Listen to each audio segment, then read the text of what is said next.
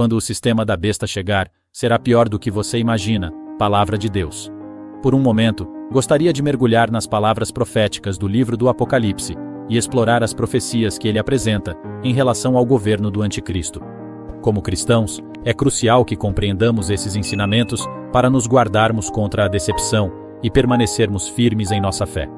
Em Apocalipse 13, versículos 11 e 12, nos deparamos com uma descrição vívida da ascensão ao poder do Anticristo.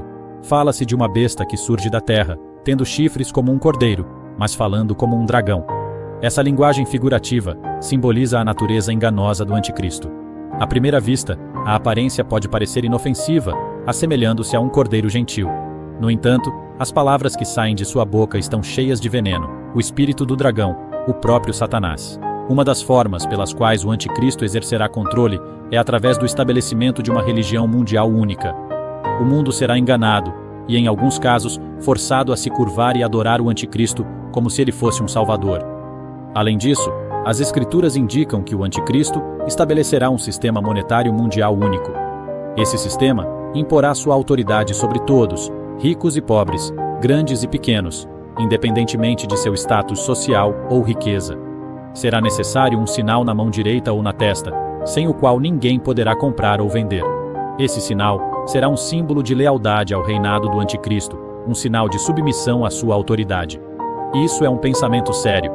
O sistema monetário mundial único representa o desejo do Anticristo de controlar todos os aspectos da vida humana, até mesmo nossas necessidades básicas. Mas vamos ser encorajados, pois Deus nos alertou sobre esses eventos com antecedência. Ele nos deu sua palavra para nos equipar com discernimento e sabedoria. A palavra de Deus nos disse isso para que possamos sempre ser encontrados, vivendo na verdade que está na Bíblia. Porque quando você conhece a verdade e a luz que está na palavra de Deus, você não pode ser enganado pelo Anticristo ou pelo espírito do Anticristo, que, de acordo com a Bíblia, já está em operação neste mundo hoje. Portanto, devemos permanecer firmes em nossa fé, recusando-nos a comprometer nossa devoção a Cristo, mesmo que isso signifique enfrentar dificuldades e perseguições. Precisamos ser vigilantes e discernentes. 1 João, capítulo 4, versículos 3 e 4, diz que se alguém afirma ser profeta e não reconhece a verdade sobre Jesus, essa pessoa não é de Deus. Uma pessoa assim tem o espírito do Anticristo, do qual vocês ouviram falar que está vindo ao mundo, e de fato já está aqui. Mas vocês pertencem a Deus, meus queridos filhos. Vocês já venceram essas pessoas, porque o espírito que vive em vocês é maior do que o espírito que vive no mundo.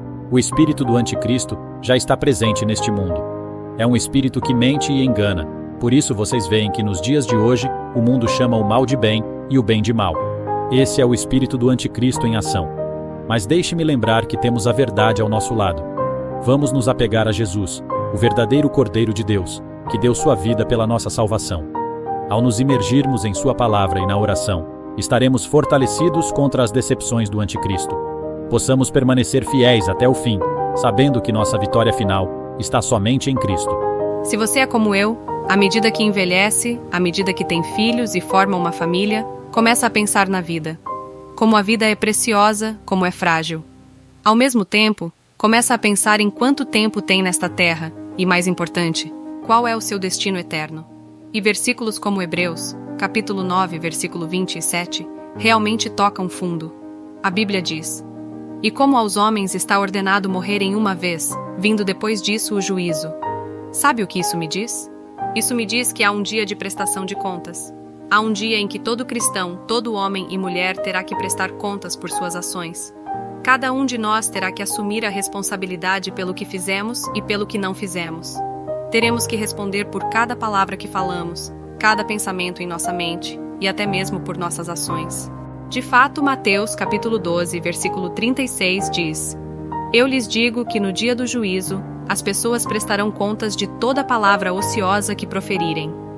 Isso é responsabilidade. Romanos capítulo 14, versículo 12 diz: "Assim, cada um de nós prestará contas de si mesmo a Deus."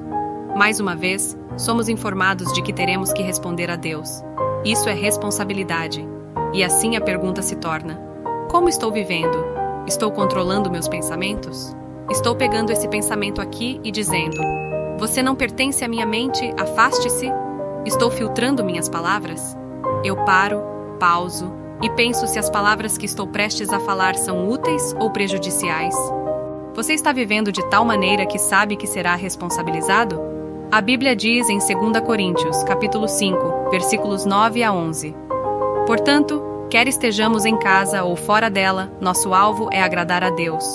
Pois todos devemos comparecer diante do tribunal de Cristo, para que cada um receba o que mereceu, segundo o bem ou o mal que tenha feito enquanto estava no corpo. Portanto, sabendo o que é o temor ao Senhor, persuadimos os homens. O que somos está manifesto diante de Deus, e espero que também esteja manifesto em suas consciências. O tribunal de Cristo é onde você será responsabilizado por suas ações, pensamentos e motivações. Você será responsabilizado pelo seu trabalho. E assim, todos nós temos decisões a tomar, e tomamos todo tipo de decisão todos os dias. E essas decisões que tomamos nos afetam de diferentes maneiras. Agora quero chamar sua atenção para Hebreus 4, versículo 13, que diz: E não há criatura que não seja manifesta na sua presença. Pelo contrário, todas as coisas estão descobertas e patentes aos olhos daquele a quem temos de prestar contas. Este versículo nos lembra que Deus vê tudo e que todas as nossas ações, sejam boas ou más, todas as nossas ações, sejam feitas na escuridão ou na luz, tudo será exposto no dia do juízo. Ao refletir sobre este trecho, lembro-me de uma história que ocorreu durante o tempo do grande dilúvio. Você entende? Havia um homem chamado Noé, que foi avisado por Deus para construir uma arca e salvar sua família e os animais do dilúvio que estava por vir. Mas as pessoas ao seu redor não acreditaram nele e continuaram em seus caminhos pecaminosos. Alguns não deram importância às suas palavras porque achavam que era tudo bobagem. Outros provavelmente pensaram que poderiam se safar do pecado de que desfrutavam. No entanto, quando o dilúvio chegou, expôs a maldade de seus corações. Eles tiveram a chance de se arrepender, mas não o fizeram. Eles tiveram a chance de se afastar da maldade, mas rejeitaram essa chance. E assim veio o julgamento de Deus à terra.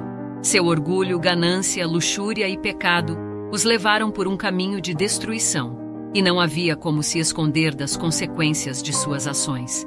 Da mesma forma, Hebreus 4, verso 13, nos lembra que tudo o que é feito na escuridão será exposto no dia do juízo. As coisas que fazemos em segredo, os pecados dos quais pensamos que ninguém sabe, serão trazidos à luz. Não haverá como se esconder dos olhos que tudo vem de Deus.